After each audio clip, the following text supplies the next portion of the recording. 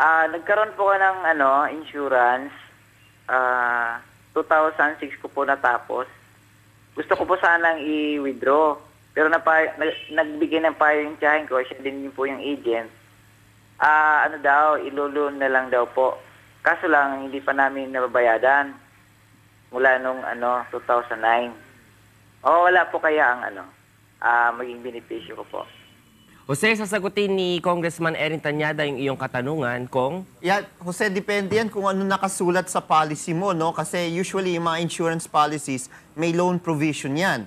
Ngayon, kapag nakapagbayad ka ng certain amount ng premiums, no, you're allowed to take a loan out of the insurance. Ngayon, ang tanong, kung ano yung nakalagay sa insurance policy, yun ang dapat ninyong tignan at yun ang dapat ninyong sundin, no? At kasi parang dividends yan na pwede mong i-earn as long as you continue paying your insurance premium. Ngayon sa kaso ninyo, ewan ko kung pinagpatuloy pa rin po ninyo yung pagbabayad ng premium dahil kung hindi ninyo pinagpatuloy dyan, yun, magkakaroon tayo ng problema. So, ang kailangan ninyong tignan ay yung ano yung nakasaad talaga sa insurance policy mo para malaman mo kung ano yung pwede pa rin po ninyong makuha.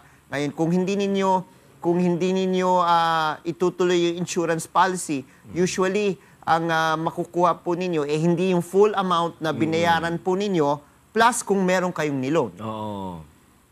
Maliwanag, Jose? Opo.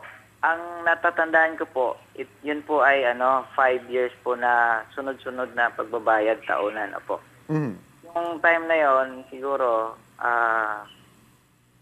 yon na-loan ko po ng 19,000 po. Tapos po, ang sabi, babayaran ko daw, i-update po. Pero hindi na po na-update. Ganun lang po. Kaya pala. Ayun. So, mas mabuti nga ay tignan uli yung insurance policy po ninyo at kung hindi, pwede ho kayo pumunta sa tanggapan po ng insurance company para kayo mismo makapagtanong. At dahil sila mismo makapag-determine kung ano yung mga pwede pa ninyong gawin o ano yung pwede ninyong i-withdraw if ever. No, considering kung yung amount na binayaran po ninyo, kung fully paid na po kayo, at ano yung mga dividends na pwede ninyong makuha bilang policy holder ng insurance policy.